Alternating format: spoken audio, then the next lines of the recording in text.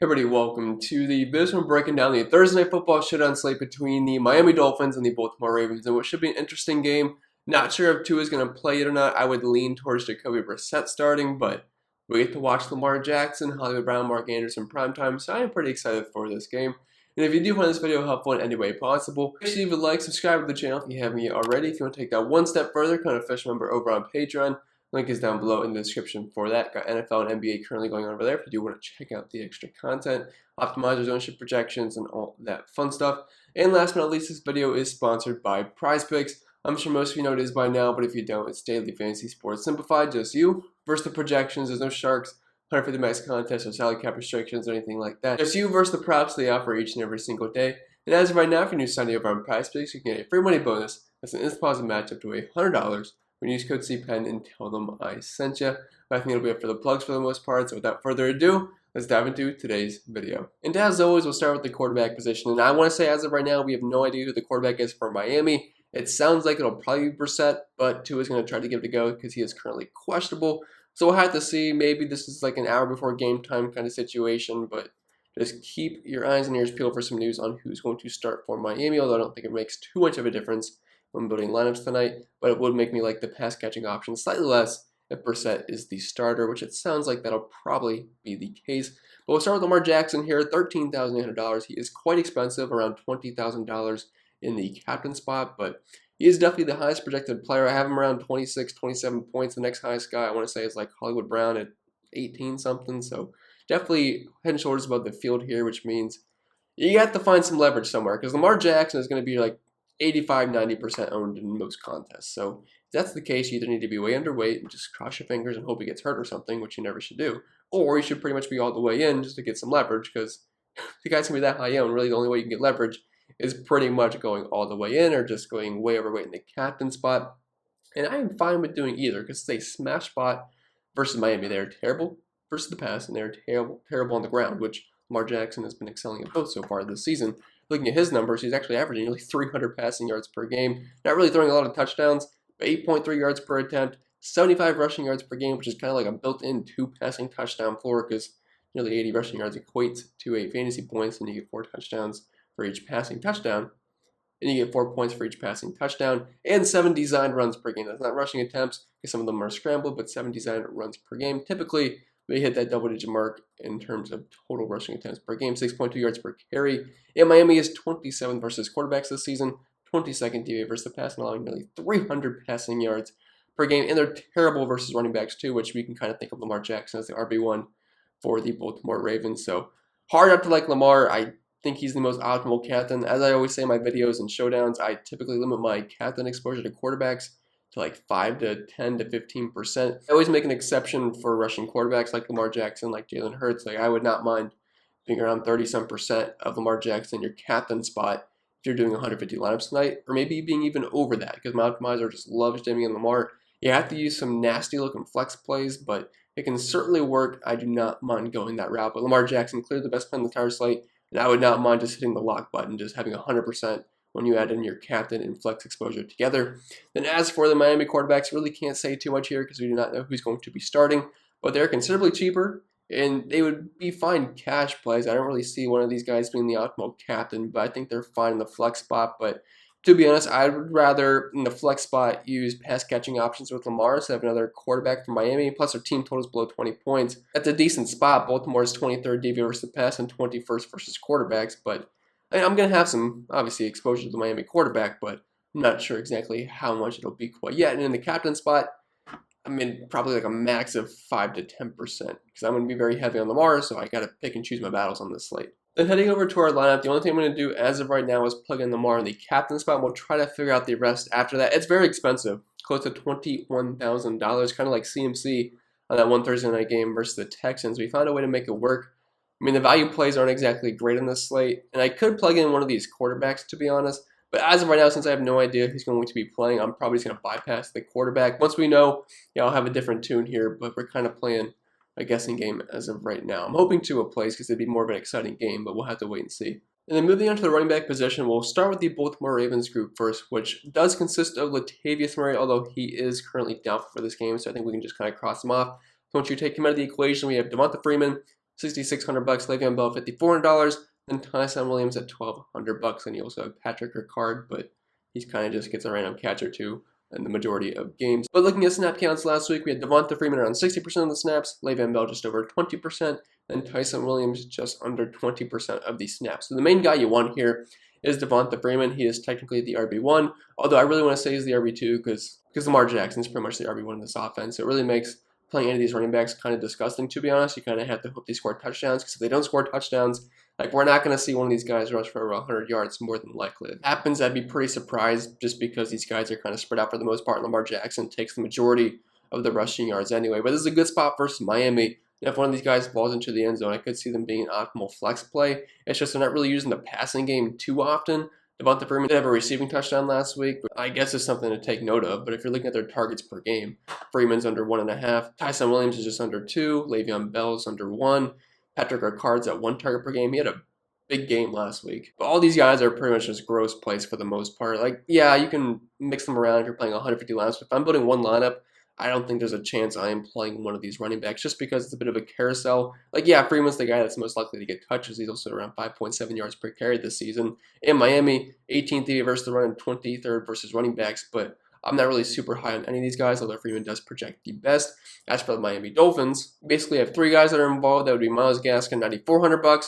Salvin Ahmed at $800, and then Patrick Laird at $200. Looking at snap counts last week, Myles Gaskin was over 70%, Salvin Ahmed around 20%, and Patrick Laird just around 10% of these snaps. So the main guy you want here would be Myles Gaskin. He's a bit pricey, and to be honest, when I'm building lineups, I would rather spend up. Like, if I have to spend up for a flex play, and I already have Lamar Jackson in the captain spot, give me one of the pass-catching options for the Ravens over a guy like Myles Gaskin. I'm still going to be playing Myles Gaskin on the slate. I'm just saying, if you have Lamar in the captain spot, I would make sure I get in a guy like Marquise Brown or Mark Andrews over a guy like Myles Gaskin first. If you can fit him alongside those guys, great, go for it. I do think he's a pretty solid play in this slate, just because the Ravens have not been that great versus the run so far this season. We saw Dalvin Cook have a good day yardage-wise, didn't get into the end zone, which kind of hurt his overall day. They are 12th DB versus the run, but they are 24th versus running backs, and Myles Gaskin will be used in the passing game as well. 13% target share in the season, 5 targets per game, and a 20% weight opportunity share, so he does have a somewhat decent floor there with his pass catching ability. And Salvin Ahmed, $800. He does see rushing attempts each and every single game, and if he happens to fall into the end zone, $800 could be a pretty good value play. It doesn't project that bad either at $800. And Patrick Laird, well, he might get a target, but that's kind of the only role he has in this offense, really. But I really don't mind taking some shots at Salvin Ahmed at only $800, because he should get 5+ rushing attempts. And I would say there's a chance he could get a target or two. He does have a 5% target share in the season and just around 2 targets per game. And then moving on to the wide receiver position, we will start with the Ravens group first, which consists of Marquise Hollywood Brown, $11,000, quite expensive there. Rashad Bateman, $5,800. Sammy Watkins, $5,600, who should be making his return, although that he's still questionable for this game. We have Devin Duvernay, $4,800. And then I guess Tylan Wallace, James Prochet, Miles Boykin. I mean, these guys are pretty much irrelevant for the most part. But looking at snap count distribution last week, we had Marquise Brown around 80-some%, Rashad Bateman at 66%, Devin Duvernay played close to half the snaps. He's also a returner, so you can always double dip with him, getting like a return touchdown if you do rush to the Ravens defense. And then Tylan Wallace, James Prochet. I think Prochet played like 4% of the snaps last week, but everyone else is pretty much irrelevant for the most part, especially with Sammy Watkins looking like he's going to be back, which could muddy the waters even more, because really it's just been Marquise Brown and Rashad Bateman the past couple weeks. Now if Sammy Watkins is going to return, he was quite involved in the offense, averaging around 60% of the snaps.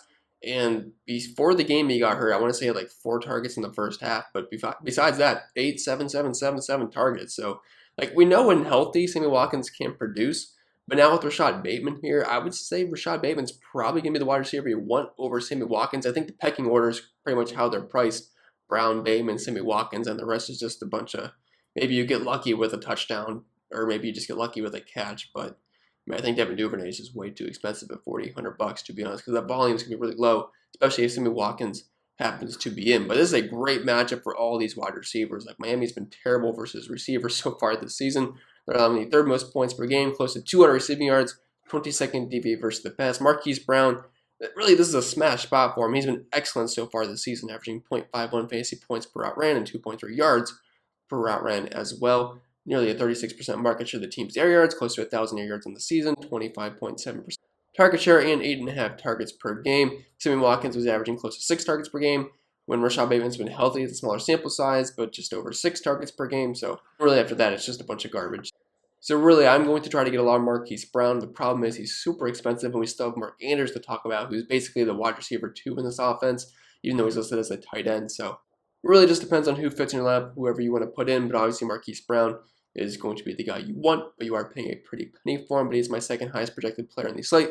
And I will have some Marquise Brown captain lineups as well. And then moving on to the Dolphins group here, we have Jalen Waddle at $8,200, Matt Collins at $4,200, Wilson at $400, Kirk Merritt at $200, Isaiah Ford at $200, and Preston Williams at $200, who has not played the past couple of weeks, although he's going to be available for this game. But looking at snap counts last week, it's kind of like the Ravens, where there's just a bunch of guys that, they're going to see some snaps, but the volume is not that great for these guys. But Jalen Waddle, obvious wide receiver 1 in this offense, he's been great so far this season. I don't really care who's playing, Tua or Jacoby. He will be involved in the offense. Saw a good amount of targets last week with Brissett. He played around 90% of the snaps last week. Looking at the snap count distribution, Matt Collins at $4,200 played on 80% of the snaps. Albert Wilson around 20%. Kirk Merritt played like 15% of the snaps. Isaiah Ford around 5%. But now with Preston Williams back, in the past, Preston has produced, although not playing the past couple of weeks does have me concerned. I'm not sure what kind of role he's going to have. As of right now, assuming he has like a somewhat of a role out there, like he's on the field, he actually projects as like one of the best value plays in the entire slate. Although right now, I'd like to get some more word on how he's going to be utilized in the offense. But he's a talented receiver, not like he's amazing or anything. But at $200, I think he should be a little bit more expensive than that. If we knew if he was going to get a decent complement of snaps, like let's say he plays 15-20% of the snaps. At $200, I would take a couple snaps on that. I don't think that's bad whatsoever, because as of right now, I'm projected for a few points. At $200, yeah, it looks amazing. I mean, it's not great raw points-wise, but point per dollar, I mean, he could be a decent play, although I am concerned with what the playing time will be like, but he is available, Coach Flores said, so I guess it's a step in the right direction. And like I said for the Ravens, it pretty much just depends on what you can fit, because if you're going to captain Lamar in a lot of your lineups, you're not going to have just money to throw wherever. So you're going to have to be careful on who you pick here. If you're using Jalen Waddle, it's going to take up a decent chunk of your salary that you have remaining, but he's obviously the guy you want here on 8.5 targets per game. Matt Collins at 2 targets per game. Kirk Merritt at 3 targets per game, 8% target share. But that was a 1-game sample size from last week. Bit of a mess down here. I would just kind of mix and match these guys. If you're playing 150 lineups, maybe just throwing like 5-ish some percent on all these guys down low, hoping they catch a ball. But really, it's just a bunch of junk down there. And the Ravens have been kind of stingy versus wide receivers on the 8th fewest points per game, despite being 23rd DV8 versus the pass. Also got to keep in mind Mike Gesicki is here, and he's pretty much the wide receiver 2 in this offense. Kind of similar to how the Ravens, they have a bunch of wide receiver 2, wide receiver 3s. But really, Mark Andrews is the wide receiver 2 behind Marquise Brown, and Mike Gesicki, wide receiver 2 behind Jalen Waddle. And moving over to our lineup, as much as I like to get Marquise Brown in, I feel like the direction I want to go with this lineup probably can't fit him quite easily. But I do want one of the wide receivers we talked about, and Jalen Waddle I think is a bit cheap in my opinion for a guy that sees close to 10 targets per game. We also know he's very talented. The Dolphins should be trailing this game, so they should be throwing the ball quite a bit. I don't really care what the quarterback is. Jalen Waddle should definitely be a very solid play, only $8,200, so we're going to plug him in. And as for right now, I don't think there's anybody else I'm going to do, because we're going to talk about the tight ends and kickers, and I do have interest in actually quite a few guys from the remaining positions that we still have to talk about. And moving on to the tight end position, we'll start with the Ravens first, which is basically just Mark Andrews. The other guys just aren't really involved in the passing game. Some guys will block like Eric Tomlinson, but they're just not fantasy relevant for the most part, unless they just happen to get a random bootleg touchdown on the 1-yard line. That's the only way I could see them doing anything. But Mark Andrews is the guy you want. I think him being close to $2,000 cheaper than Marquise Brown makes me lean towards having more Mark Andrews than Hollywood Brown. But, I mean, Brown projects a little bit better, but I mean, it's really hard not to like Mark Andrews. He's one of the best tight ends in football, one of the best pass-catching tight ends in football, averaging 70 receiving yards per game this season, over 7 targets, close to a 23% target share. We know he's always a threat around the red zone. And Miami hasn't been that great versus tight ends this year, ranking 19th versus the position. Not like I really care about matchups too much with Mark Andrews, but there's a good one here versus Miami. Plays 54% of his snaps in the slot, 16% out wide, so basically pretty much a wide receiver out there. So I definitely like Mark Andrews a lot. Same for Mike Gesicki. Now, other guys do get snaps here in the Dolphins. Durham Smith got 60% of the snaps last week. Adam Shaheen around 40% of the snaps. Mike Gesicki obviously led the team, close to 80%. But he's basically the slot wide receiver on this offense. Like 68% of his snaps are in the slot, 27% out wide. He's only inside 5% of the snaps and 2% just to block. So I realize he has a tight end tag, but he's basically a wide receiver and a cheap one at that. $7,400 for the kind of volume he gets. He's also very talented as well. Like Mike Gesicki is a very good football player. Close to 7 targets per game, 18% target share, 60 receiving yards per game. Always have that to score as well. And close to a 25% market share of the team's air yards. And the Ravens have been awful versus tight ends this year. Now, you got to keep in mind they have played some very, very good tight ends this year, but even some of the ones that aren't that great have had some solid games versus them. So it's a bit of a mixture of both. I think they're not very good versus tight ends, and they've had a very tough schedule. And Mike Gesicki, one of the better tight ends out there, so I could see him having a very strong game. So love Mike Gesicki on the slate. Then as for these scrubs, Dermot Smith and Adam Shaheen, yeah, maybe you can take a couple shots on these guys. Shaheen is sitting around 1.5 targets per game. Dermot Smith, 2 targets per game. Like, they'll be used. They'll get a target. And I mean, I wish Smith was a little bit cheaper, but maybe they find their way into the end zone. They're not going to get there yardage-wise, but if they get a couple catches, it's not terrible at their price points. And like I said, everybody else is just, yeah, you really got to hope for some real big luck in that. And as far as defense goes, you guys know my position here. I X'd them out in the captain spot on most slates. I did have some Steelers captain on Monday night versus the Bears just because that was a unique situation, and I guess both defenses actually kind of worked out there. And I'm typically underweight in the flex spot. I'm not saying I fade defenses completely. I will play them, but I am typically underweight because just them being the optimal lineup takes a lot of luck. I mean, yeah, sacks can rack up, but you really need defensive touchdowns, and I'm willing to take my chance that there won't be a defensive touchdown. Sometimes there is, and I'll take the L there, but like if the Dolphins happen to get a pick 6, I'd say there's a good chance that they're still not optimal just because the Ravens can put up 30-plus points here easily. So both defenses not super excited about. Like if I was going to play one, I'd use the Ravens. I have projected for around 8 points, which isn't terrible at $4,400. It's similar to what I have for Justin Tucker and the other kicker. There's a lot of ways to lose points as a defense. And as far as kickers go, they are what they are. If they hit their field goals, they become decent value plays. If not, you'll be left disappointed. For cash games, I think they actually have somewhat decent floors, especially the team that has the higher implied team total. And that just so happens to be one of the best kickers of all time in Justin Tucker. So I actually think I'm going to have a lot of Justin Tucker exposure on this slate. In tournaments, I tend to go underweight around 20%. But I think Justin Tucker is probably going to be like 30+% owned on this slate. I wouldn't mind having around 30-35% Justin Tucker just because the value plays aren't amazing on this slate. And we know Justin Tucker is going to get points. Like, maybe a 50-yard field goal here and there. Like, the guy is absolute money. So I am projected pretty high for a kicker on 8.5 points, which I usually in the 7s to low 8s. So I don't think Justin Tucker is a bad play, especially in cash games. If I'm playing cash tonight, I'd probably try to get Justin Tucker in. As far as the captain spot goes, not a lot. Maybe like a max of 1-2%. Maybe 3% just because that's Justin Tucker, but I'm usually very, very underweight on kickers in the captain spot. Jason Sanders.